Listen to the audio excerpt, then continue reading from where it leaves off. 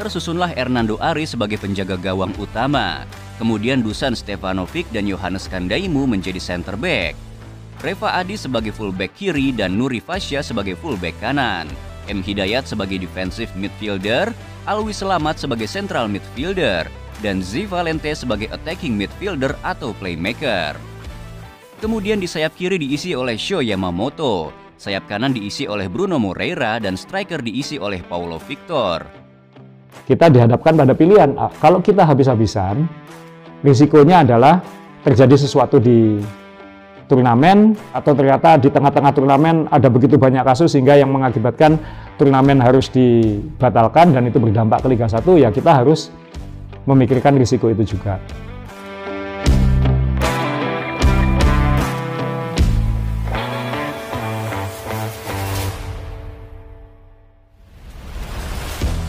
Setelah sekian lama mengalah, akhirnya Persebaya siapkan Dream Team sebagai perebut gelar juara Liga 1. Tim pelit atau bahkan tim miskin adalah kalimat yang sering dilontarkan oleh beberapa para supporter terhadap kebijakan transfer Persebaya yang dinilai sangat irit dalam beberapa tahun terakhir. Kebijakan itu sebenarnya diambil bukan tanpa pertimbangan Azrul Ananda selaku CEO Persebaya, melihat adanya kabut yang begitu pekat setelah era COVID-19 menerpa. Dan benar saja pada musim 2020-2021, Liga dihentikan secara total. Seluruh tim Liga 1 mengalami kerugian.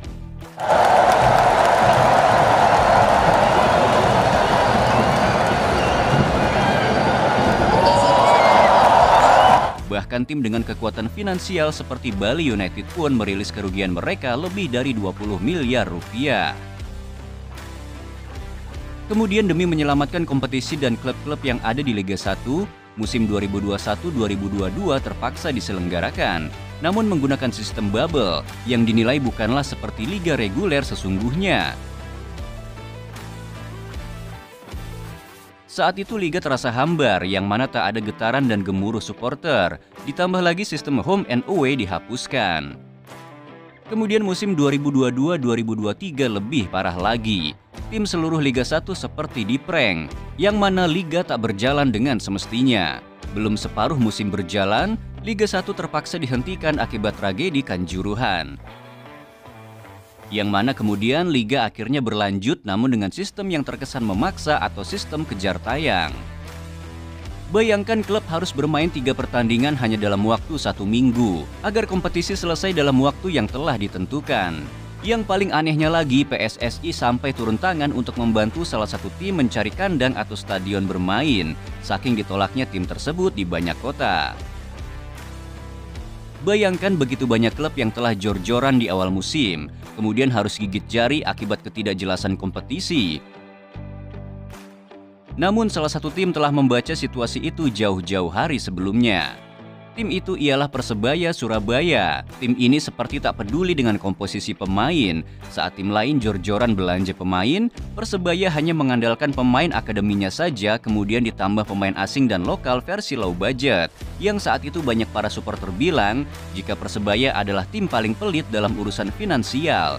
Bahkan seruannya saat itu ialah nggak degradasi aja udah syukur. Maka saat itu seketika para supporter seperti terdiam. Persebaya secara mengejutkan finish di urutan ke-6. Kejeniusan Azrul Ananda membaca peta situasi liga memang tak perlu diragukan.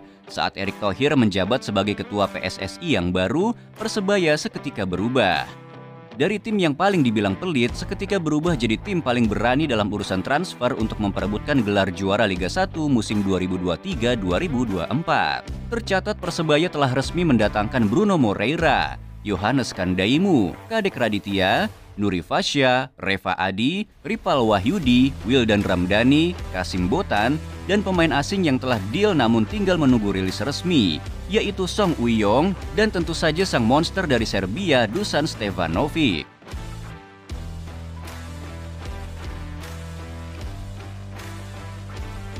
Bahkan 4 pemain asing musim lalu, 3 diantaranya sukses dipertahankan dan hanya Leo Lelis yang dilepas.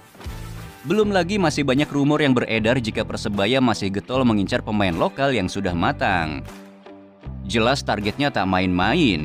Manajemen Persebaya bersama Aji Santoso seperti ingin menyembuhkan dahaga para supporter yang seperti telah rindu tim dari kota pahlawan untuk membawa pulang trofi Liga 1 ke kota Surabaya.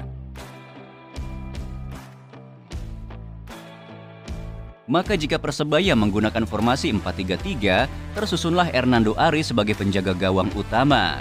Kemudian Dusan Stefanovic dan Yohannes Kandaimu menjadi center back. Reva Adi sebagai fullback kiri dan Nuri Fasya sebagai fullback kanan. M. Hidayat sebagai defensive midfielder, Alwi Selamat sebagai central midfielder, dan Z Valente sebagai attacking midfielder atau playmaker. Kemudian di sayap kiri diisi oleh Sho Yamamoto, sayap kanan diisi oleh Bruno Moreira, dan striker diisi oleh Paulo Victor. Dengan kedalaman skuad yang tak kalah sangarnya, Andika Ramadhani sebagai penjaga gawang, duet Rizwan Lauhin dan Kadek Raditya di center back.